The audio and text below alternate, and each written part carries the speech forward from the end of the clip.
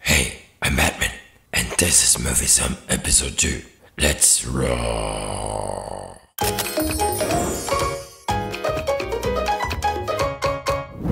안녕하세요. 영화를 연구하는 무비썸 성경원입니다. 이번 주 영화는 레고 배트맨 무비입니다.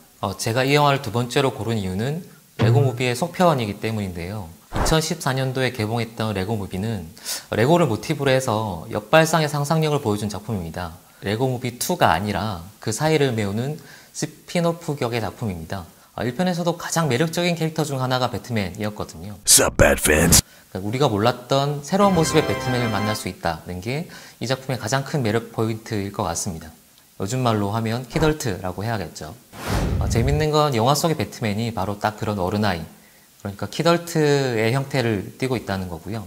그래서 그런 코드들을 읽어낼 수 있다면 훨씬 더 재밌게 감상할 수 있을 거라고 생각합니다.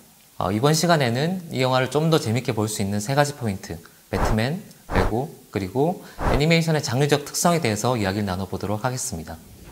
새로운 배트맨이 나타났습니다. 모난 성격의 외톨이 배트맨. 알프레도 집사에게 늘 걱정만 안겨주던 배트맨이 파티장에서 만난 로빈을 얼떨결에 입양하게 됩니다. 때마침 새로 부임한 경찰청장 바바라 고드를 만나면서 사람들과 함께하는 것이 의외로 재밌다는 것을 느끼기 시작하는데요. 배트맨에게 삐진 조커가 새로운 악당들을 이끌고 고담시로 쳐들어옵니다.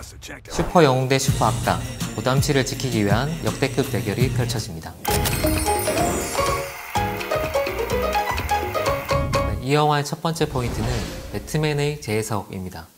배트맨은 슈퍼히어로 중에 가장 많이 영화화된 캐릭터고요. 심지어 슈퍼맨보다 먼저 영화화되기도 했습니다. 1943년에 영화가 됐죠. 영화 속 배트맨이 자신의 이력을 짧게 프리젠테이션 해주는 장면이 나오거든요. I've seen you go through similar phases in 2016 and 2008, and that weird one in 1966. I've aged phenomenally. 아마 배트맨 영화 중에 가장 유명한 작품은 92년도에 슈퍼히어로 영화의 어떤 가능성을 알렸던 팀 버튼 감독의 배트맨 시리즈, 그리고 크리스토퍼 놀란 감독이 부활시킨 다크나이트 3부작 등일 겁니다. 배트맨이 왜 매력적인 히어로일까요? 배트맨의 정체성을 한마디로 정리하면 바로 고독입니다. 부모님이 범죄자에게 죽고 나서 고담시의 범죄자를 소탕하기 위해서 영웅으로 이제 각성을 하게 되는 거죠. 그래서 악당을 처벌하기 위해서 여러 가지 수단을 동원하게 되는데, 이 정의를 구현하기 위해서 폭력을 행사한다는 점이 배트맨이 갖고 있는 딜레마 중에 하나입니다. 악을 징벌하기 위해서 스스로 악이 되는 거죠. 그래서 주변으로부터 자기를 격리시켜야 되는 이 고독한 상황이 될 수밖에 없는 외로운 영웅이 배트맨의 정체성이라고 할 수 있습니다. 혼자 있을 수밖에 없는 슈퍼히어로가 동료들이 생기면서 이제 팀워크, 가족의 형태를 띠게 되는 거죠. 재밌는 거는 이 레고 배트맨 무비에서도 초기 코믹스에서 보여줬던 이 패턴들, 어떤 양식들을 어느 정도 차용해 오고 있다는 점입니다. 여기서 첫 번째, 레고 무비의 첫 번째 원칙이 전복적 상상력을 보여주는 거거든요.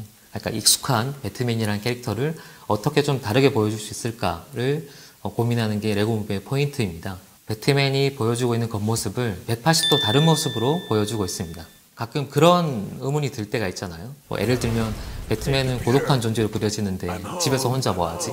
이 사람의 취미생활은 뭐지? 라는 질문을 할 수 있죠. 레고 무비에서는 배트맨에 관한 이런 질문들을 굉장히 1차원적인 방식으로 풀어줍니다. 이게 가능한 거는 애니메이션이기 때문이죠. 우선 레고 무비에 등장하는 배트맨은 어른아이 그 모습 그대로 그려집니다. 외롭다는 걸 인정하고 싶어 하지 않는 떼쟁이처럼 그려지죠. 원작의 배트맨이 과묵했다면 이 레고 무비에서의 배트맨은 굉장히 수다스러운 모습으로 나오는데요. 그냥 첫인상만 놓고 보면 거의 마블의 데드풀이 연상될 정도. Me, Deadpool. 레고 무비에서의 배트맨이라는 캐릭터는 되게 수다스럽고 자괴가 강한, 스스로 외롭다는 걸 인정하지 않으려고 하는 덜 자란 어른 같은 모습으로 그려지고 있습니다.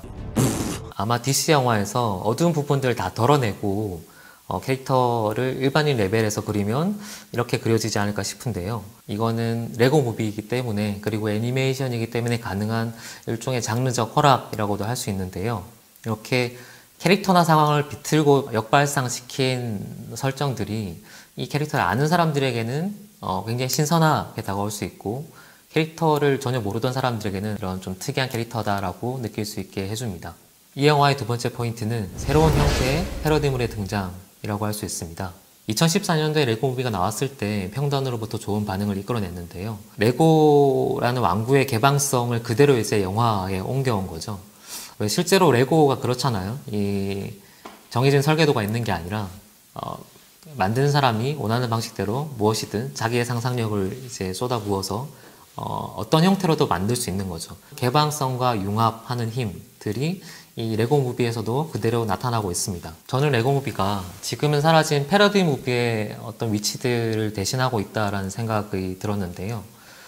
총알탄 사나이나 아니면 못 말린 람보 같은 80년대 말부터 이제 유행했던 패러디 무비들이 있죠. 이 패러디 무비의 특징이라고 하면 일단은 유치한 개그죠. 이 유치함을 받아들일 수 있냐 없냐에 따라서 이 영화가 재밌냐 없냐로 나뉠 텐데 아마 이 영화의 유치함을 받아들이지 못하는 사람들이 점점 좀 많아지면서 이런 유행도 좀 사라졌다고 볼 수 있습니다. 패러디 무비의 힘, 어떻게 보면 유치한 재미들을 애니메이션이란 방식을 빌려서 다시 한번 끌어오고 있다라고 생각을 합니다. I could only look you in the eyes right now. 이번 영화의 시나리오 작가는 세스 그레이엄 스미스라는 작가가 맡았는데요. 링컨 뱀파이어 헌터라든지 오만과 편견 그리고 좀비라든지 이런 영화들의 시나리오를 맡았던 작가입니다. 레고 배트맨 무비에서도 이런 장르 간의 믹싱, 이종 교배가 굉장히 많은 곳에서 일어나고 있습니다. 조커와 배트맨의 관계를 어떻게 해석할지가 사실은 영화의 재미 포인트 중에 하나잖아요. 그 둘 관계를 브로맨스를 넘어서 거의 로맨스처럼 그리고 있는 거죠. I'm inside your head. No, you're not. I knew you'd say that. No, you didn't. 어떻게 보면 연인과의 밀당 관계처럼도 그려지는데요. 조커가 배트맨을 바라보는 눈빛, 눈물 이런 것들을 보면 거의 연인에게 애정을 갈구하는 모습들처럼 그려지고 있죠. 이런 부분들이 사실은 장르 간의 이중 교배를 한 흔적이라고도 할 수 있고 또 다른 색다른 재미를 주는 부분이기도 합니다. 그래서 말씀드린 것처럼 레고 무비는 일종의 팝컬처에 가까운 느낌을 주는데요. 여러 장르를 뒤섞기도 하고 여러 영화들을 뒤섞기도 하고 매체 간의 크로스오버도 여러 가지를 일으키고 있습니다. 어떻게 보면 패러디 무비의 힘이기도 하고 이 레고라는 소재의 힘이기도 합니다. 레고가 모든 거를 섞어서 하나 새로운 어떤 형태로 만들 수 있는 거대한 창조물의 놀이터가 되는 거죠. 이 영화에서 나오는 악역들의 모습들을 보면 단순히 슈퍼히어로물에 나오는 악역들이 아니라 반지의 제왕 사우론이라든지 해리포터의 볼드모트라든지 닥터 후의 달렉처럼 우리가 잘 알고 있는 악역들이 한꺼번에 등장을 하거든요. 다양한 캐릭터를 한 자리에 등장시킬 수 있었던 또 결정적인 이유 중에 하나는 저작권 문제가 어느 정도 해결이 되기 때문이죠. 레고가 그 캐릭터들의 저작권들을 다 가지고 있거든요. 레고로 표현했을 때는. 가령 예를 들어서 실사 영화였다고 하면 이렇게 다양한 캐릭터가 등장할 수 있을까? 그렇게 했을 때 그게 재밌을까라고 생각해보면 좀 이해하기 쉬우실 텐데요. 에어리언 대 프레데터라든지 아니면 얼마 전에 나왔던 공포영화 중에 사다코 대 가야코 같은 영화들을 보면 그 영화의 완성도와 별개로 그렇게 붙였다는 것 자체가 웃기다라는 생각도 들고 좀 심리적인 거리감이 발생을 하거든요. 기존의 캐릭터들을 어느 정도는 훼손시키는 거기 때문에. 근데 이런 스피노프 작품, 특히 애니메이션에서 그런 식의 이중 교배를 했을 때는 뭐든지 허락되는 측면이 있는 거죠.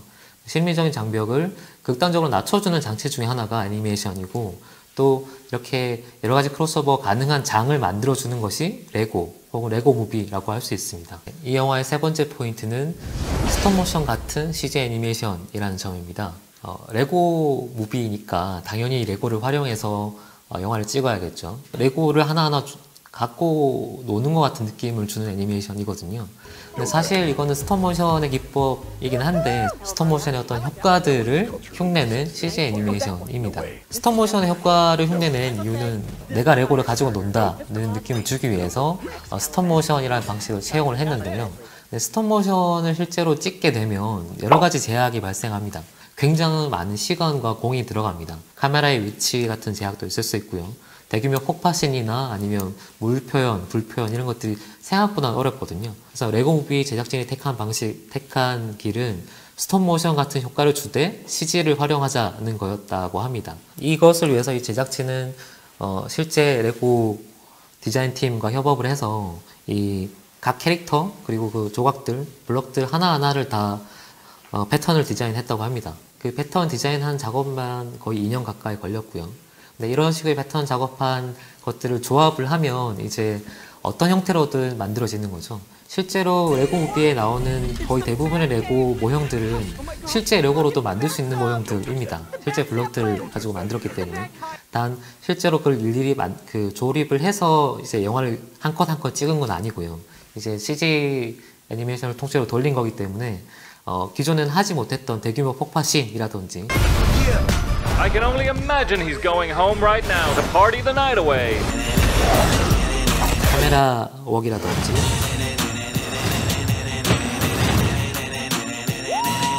뭐 여러 가지 이제 시도들을 할 수 있게 된 거죠. 스톱모션의 어떤 질감 그리고 CG 애니메이션의 자유도 이 각 방식의 장점만을 취했다고 볼 수도 있는데요. 근데 얼핏 볼 때는 이게 CG였나?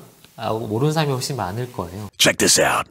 예를 들면 CG 애니메이션이라고 하면 그냥 식사 장면 같은 걸 그릴 때 되게 디테일한 음식들 그릴 수도 있잖아요. 근데 일부러 실제 있는 레고의 어떤 모형, 레고 모형 중에 음식 모형들을 그대로 차용해 와서 이제 쓰고 있습니다. 한 입 이제 사라졌다든지 그런 것들을 이제 스톱모션 방식으로 이게 찍어 나가고 있는 거죠. 20 minutes. Today I deserve it. 이 영화가 성립할 수 있는 기반은 레고라는 장난감의 속성 때문입니다. 만들고 부수고 변형시키고 비틀고 하는 것들이 모든 것이 허락되는 세계인 거죠. 뭐 캐릭터의 비틀기라든지 장르의 이종교배라든지 다양한 방식들을 시도할 수 있게 된 거고요. 우리가 흔히 시적 허용이라는 게 있는 것처럼 영화적 허용도 있고 애니메이션적인 허용도 있거든요. 사실 애니메이션은 상상력의 표현이라는 점에서는 심리적인 장벽이 다른 장르에 비해서 극단적으로 낮고 이제 넓은 편입니다. 그래서 레고를 애니메이션화 시켜서 했을 때 그 레고 본연이 갖고 있는 어떤 특징, 무한한 개방성과 상상력을 조립할 수 있는 힘들을 가장 잘 나타낼 수 있는 형태로 발현이 되는 거죠.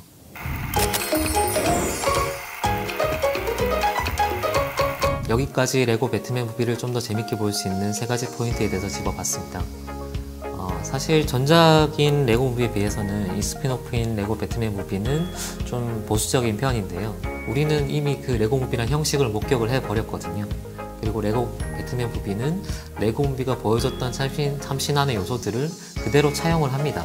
새롭다라고 느껴지진 않는 것이 어느 정도 아쉬운 속편의 한계를 드러내는 부분이기도 한데요. 어떻게 보면 배트맨이란 캐릭터 혹은 배트맨과 조커라는 캐릭터성에만 집중을 하고 있고 어떤 장식적인 부분에만 그치고 있다는 게 한계라면 한계라고 할 수 있겠죠. I hate everything you just said. 하지만 그럼에도 불구하고 이 애니메이션은 평균 이상의 재미를 확실히 보장합니다. 처음 보는 사람들은 쉽게 따라갈 수 있고요. 배트맨이나 레고를 알고 있던 사람들도 그 전복적인 부분들, 표현들을 충분히 즐기면서 따라갈 수 있는 애니메이션이죠. 결론적으로 레고 배트맨 무비는 이제는 잊혀져 가는 이런 패러디 무비들의 어떤 재미를 새삼 일깨워준 작품인 것 같고요. 레고, 배트맨 이 두 가지를 사랑한 사람이라면 이 작품을 재미없어 하기는 힘들겠죠. 네, 레고 배트맨 무비는 저는 2번을 보면 좋을 영화라고 생각을 합니다. 일단은 처음 볼 때는 당연히 이 영화가 주는 메인 플롯을 따라가게 될 거고요. 여러 가지 자잘한 요소들, 자잘한 패러디, 자잘한 키워드들이 되게 많은 영화이거든요. 그래서 2번째 볼 때는 어떤 장면을 어떻게 비꼬았구나, 어떤 장면을 어떻게 차용했구나 라는 것들을 한 번쯤 다시 뜯어보면서 보면 약간 팬으로서의 매니악한 재미들을 느낄 수 있지 않을까라고 생각합니다. 이 영화의 대중성은 70mm입니다. 이 영화의 예술성은 60mm입니다. 이 영화의 무게감은 130g입니다. 네, 영화를 연구하는 무비썸 송경원이었습니다. 다음 주에 또 새로운 영화로 찾아뵙겠습니다.